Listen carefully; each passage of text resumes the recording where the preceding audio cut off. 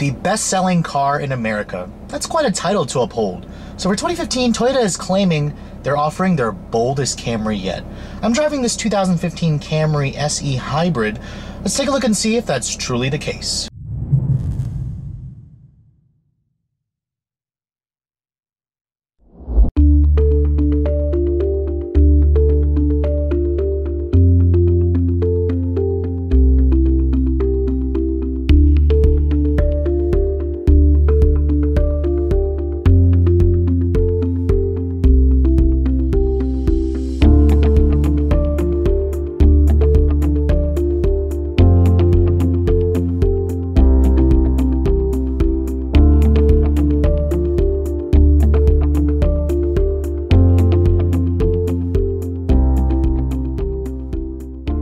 Now, with over 400,000 units sold every year, there's a good chance you've probably owned a Camry or you knew somebody who owned a Camry at some point in their life.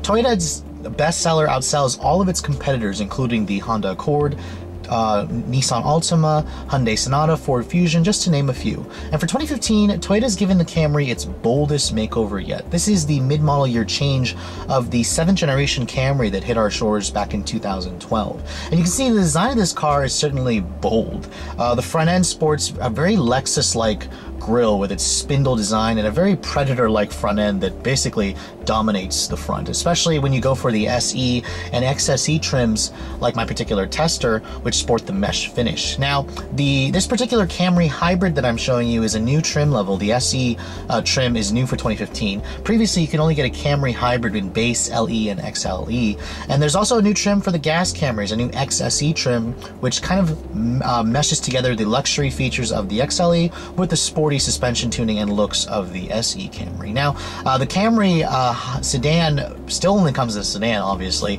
and the design of the car has been completely restyled. You can see the front end looks nothing like the old 2012 to 2014 Camry. In fact, every body panel except the roof has been replaced for this 2015 redo. It's basically the boldest Camry yet, as Toyota would claim. Now, the Camry still comes in several trims. You can get starting with the base LE, SE, XSE, and XLE trims. Those are the gas models. The hybrid comes in LE, SE, or XLE. And you can see the overall length of this car. Toyota didn't really change the dimensions. It's still roughly in the middle of the pack, about 109-inch wheelbase, 190-inch overall length. The Volkswagen Passat and Honda Accord are a little bit longer than the Camry, but this is about the size of an Altima or a Hyundai Sonata. Now, coming around back, I think Toyota definitely improved the styling. The old 2012 to 2014 models had taillights that sort of look like they came from two different vehicles. This is a much more cohesive, sleek look. The hybrid model comes with this single dual tip exhaust. If you guys go for the V6 models, you'll have dual chrome tips poking it from underneath the bumper. I mean, overall, the stance is pretty aggressive. The 17-inch wheels on the SE hybrid model do look a little bit small. These are shared with the gas model. If you guys want the most aggressive looking Camry, you have to go for the XSE, which gives you these rather nice looking 18-inch machine finish wheels with the black or dark graphite inner spokes.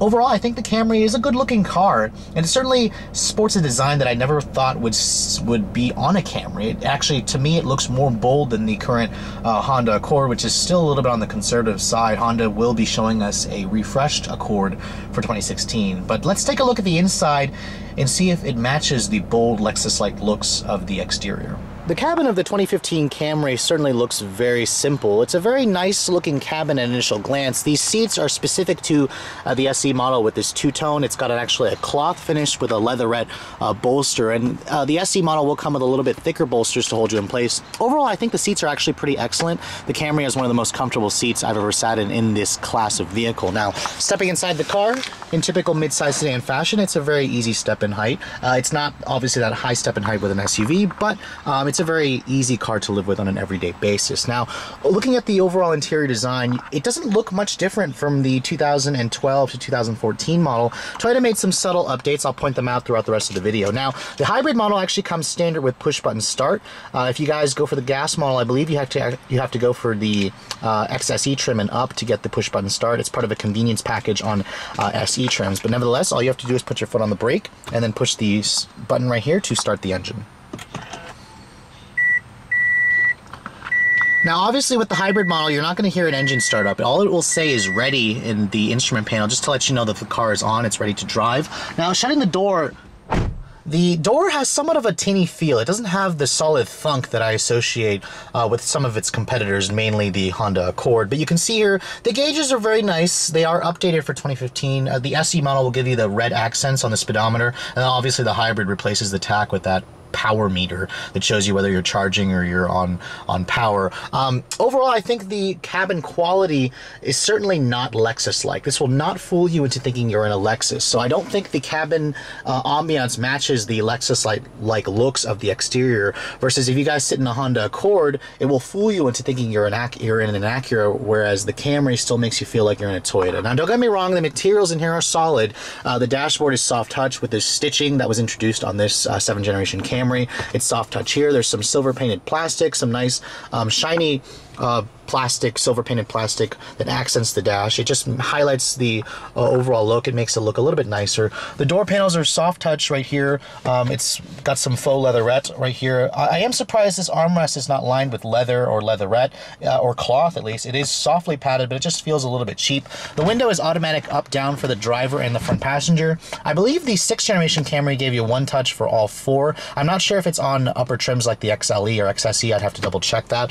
The steering wheel is new for 2015. It's slightly different, some different pieces here and there. The controls feel solid, and overall, I think the infotainment display here, this is Toyota's N-Tune 7-inch display. Now, this is the upgraded display that you get as part of a $2,600 package. It includes nav. When you go to the apps buttons here, you can see everything's very logically laid out. It's very big knobs. Now, one thing I am noticing, the buttons and knobs here are very large and well labeled, just to cater to the type of buyer, I guess, who purchases this car. Very nice large volume knob, tuning knob, large climate control. Now, speaking of which, the hybrid model also gives you automatic climate control as standard equipment. If you guys go for the SE gas model, you'll have a manual climate. You have to go for the XSE or XLE to get the dual zone automatic climate control. Now, looking at the rest of the infotainment display here, going back to the apps menu here, going to the navigation function, this is Toyota's typical navigation system. It doesn't really look like it's changed much over the years. It's a good nav system. It's decent. It gets the job done.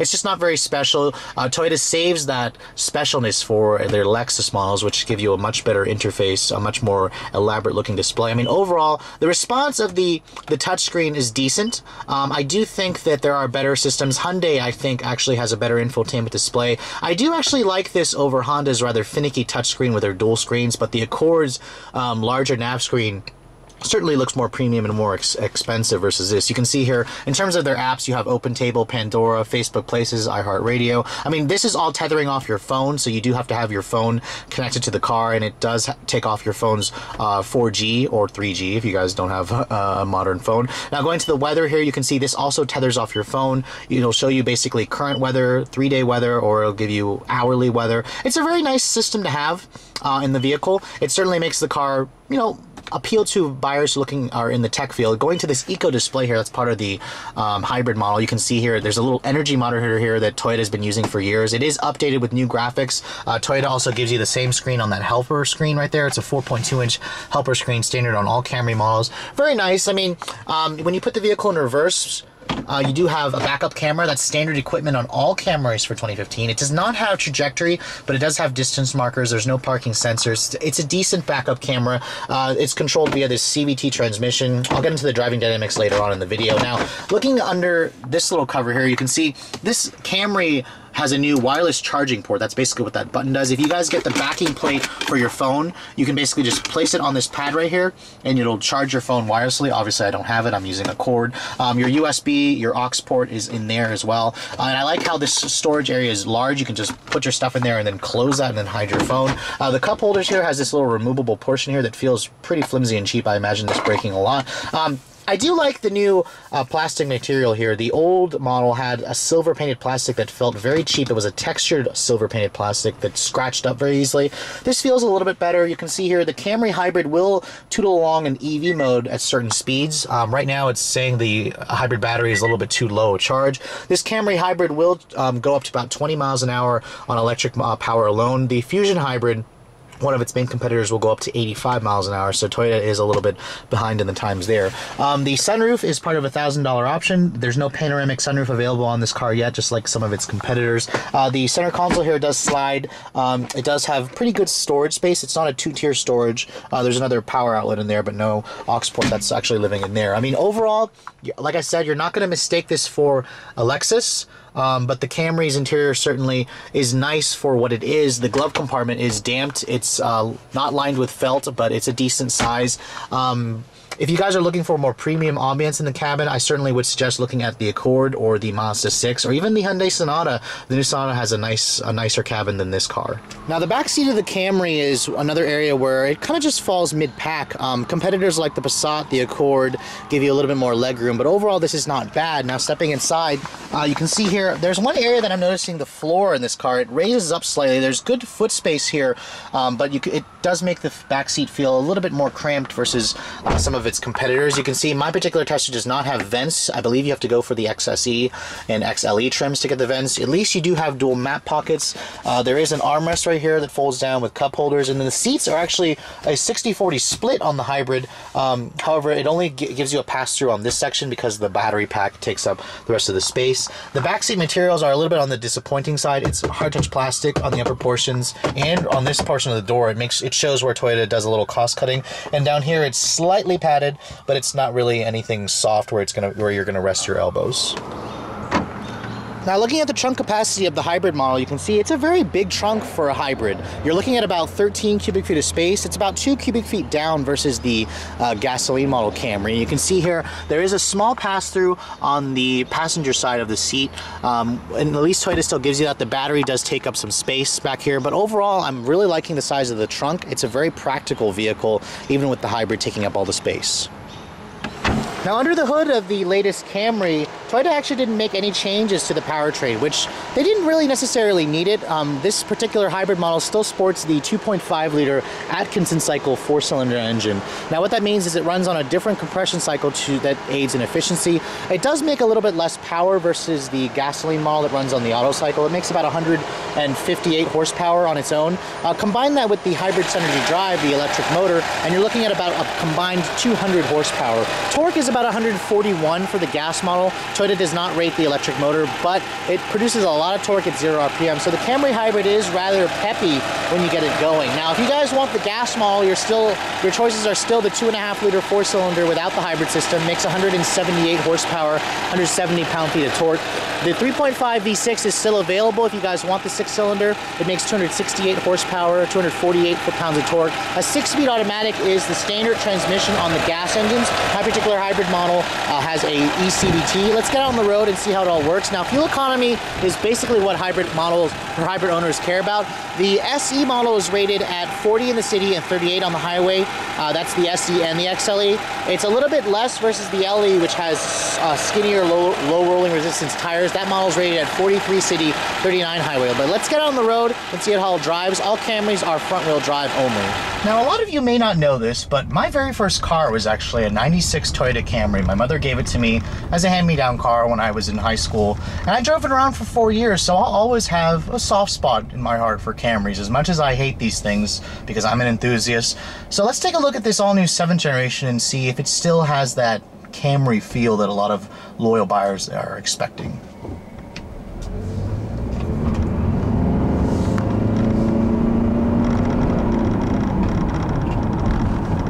Now, as expected with the hybrid model, you're going to be dealing with some rather unpleasant noises from the gas engine just because this is a CVT 4-cylinder paired with or combined with an electric motor. Now, compared to the Fusion hybrid that I've driven, I haven't had a chance to actually drive the Accord hybrid.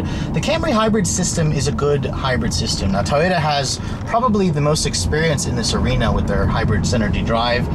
The Prius is still the best-selling hybrid on the market, and that certainly trickles down to the Camry hybrid's overall driving dynamics.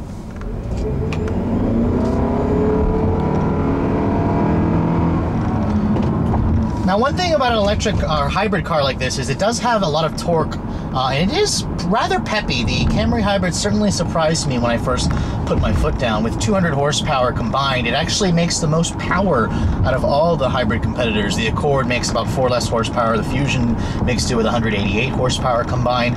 And overall, Toyota claims that this is their boldest and sportiest driving Camry yet. Now, I definitely disagree with this car being a sports sedan. If you're looking for a family car that'll fool you into thinking you're a sports sedan, go drive a current generation, the 2016 Mazda 6 or Honda Accord. Those are probably the two sportiest driving cars in the class. Now, with that being said, Toyota has done a pretty good job with the suspension tuning and steering of the Camry. Now, this thing still drives like a Camry. It glides over the crappy roads here in DC, and it doesn't really upset you. Even though the SE has a sportier suspension tuning, the car feels very nice over the bumps. It doesn't have that floatiness that I associate with my old Camry. My 96 Camry basically was very like a pillowy cloud going over the bumps. Now this does feel somewhat taut. It still has a certain softness to it. The steering, on the other hand, Toyota claims that they have retuned the steering to give you more feel. It's still pretty numb, and it's still very devoid of feel. It's still doesn't fool you into thinking it's a sports sedan. The Mazda 6 has a nice heavy feeling steering that is very nice to drive when you get it into the corners.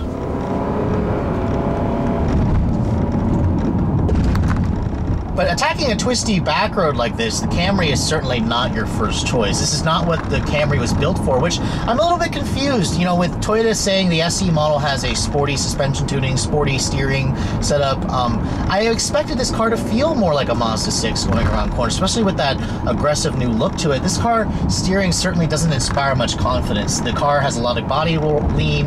It's just very numb. I mean, I'm driving the hybrid model, but the SE hybrid model is supposed to have the same suspension tuning as the gas model. So I am a little disappointed with Toyota claiming this is a bold, sporty sedan to drive. It's certainly not. Now, rethinking the Camry's mission as a family car, this is where the car starts to show me some of its strengths. It's very quiet on the inside. Toyota added a little bit more sound deadening materials. The ride is very comfortable. The seats, they hold you in place really well, and they're also comfortable, even despite the fact that these are kind of the leatherette cloth. I like the fact that they're grippy, and this car just gives you a lot of nice comfort when you're going just down the road. Now, visibility in here is also good. Big side mirrors, a nice view of the front, a nice view out of the back, because this car doesn't have that sloping rear roof line like some of its competitors that do hinder some visibility and backseat room.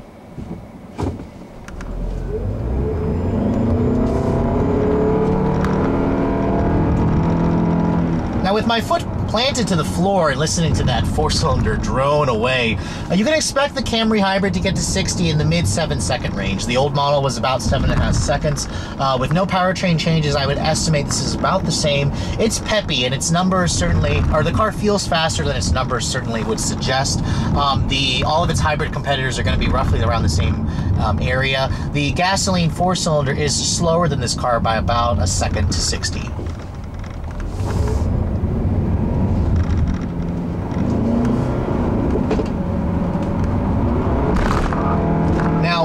Going into corners, this car does have enough torque to give you a little bit of torque steer, and it will do a peel out with the front tires. That's because of the lack of grip with these low rolling resistance tires. Again, you're not going to be having too much fun driving this thing like a sports sedan. It doesn't like that at all. It just wants you to drive the car slowly. It just wants you to forget the fact that there are a lot of annoyances out on the road. That's basically why you buy a Camry. It isolates you from the nasties of the outside world, and you just kind of sink into this little cocoon of yours of quietness. Now, this doesn't have the Lexus-like qualities. Now, one thing I'm noticing, a lot of people will complain that Acuras feel like fancy Hondas versus Lexus, they feel like luxury cars. I think the reason being is Honda tends to put a lot of luxury and premium feel in their regular cars. Like the Accord could easily wear an Acura badge. However, this Camry's cabin, as nice as it is, definitely doesn't fool me into into thinking I'm in a Lexus. The Lexus has a much nicer infotainment display,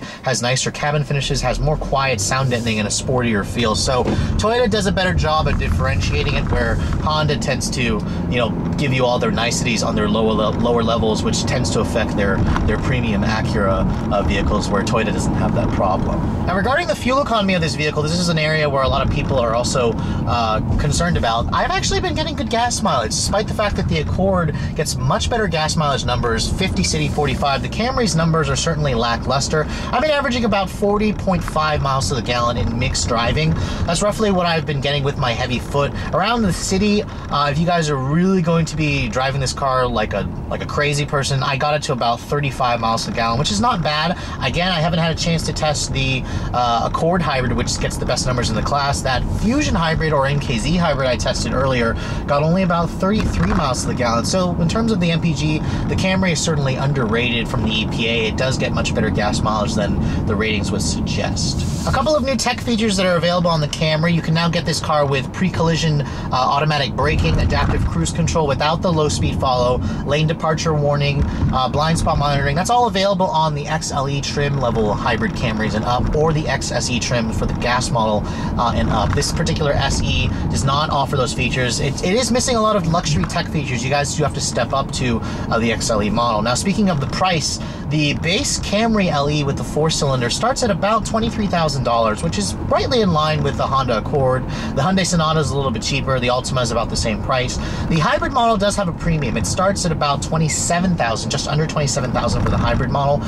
This particular SE starts at about $28,000. Now, my particular tester does have a few options on it. The N2 navigation and upgraded display will run you about $2,500. The remote start on my tester is $500. The sunroof is about $1,000. All in my tester stickers for about just under $33,000, which is roughly about the same as all of its competitors. So it's priced competitively. Toyota does not charge you extra just because of its name. Now, if you guys are looking for the most expensive Camry, an XLE hybrid with all the driver assistance tech features will run you about $35,000, which is about the same as a Honda Accord Touring. So rightly, Toyota has priced the Camry right. It gets good gas mileage. It is a car that doesn't have a lot of annoyances. It's just a very bland transportation appliance, with Toyota at least trying to add a little bit of spice with this SE model. Just keep in mind that if you guys are looking for something that doesn't blend into the crowd, that's sportier to drive, that gives you a nicer cabin, the Camry certainly is not that vehicle. But for the majority of people, this is the kind of car that 90% of the American car buying public is looking for. It's comfortable, it's quiet, it's got a reputation for reliability and dependability, it's got strong resale value, and it's one of the reasons why Toyota's Camry is the best-selling car in America with over 400,000 units sold. Now, personally, if I was going to get a family sedan for myself, I would choose the Mazda 6 or Honda Accord in a heartbeat, just because I like the sportier driving dynamics versus that vehicle. Now, you guys may not like the harsher ride that's on the 6 or the Accord. The Camry is certainly your pick if you guys are looking for that softer ride. With all that said, I hope you guys have enjoyed my overview of this 2015 Toyota Camry Hybrid SE. It's not the best vehicle on the market, but it certainly does a lot of things well. Just know that if you guys are looking for something with a little bit more flavor, even this SE model does not have that spice that you're looking for. Be sure you check out its competitors. However, if vanilla is your flavor, the Camry is one of the tastiest shades of vanilla on the market.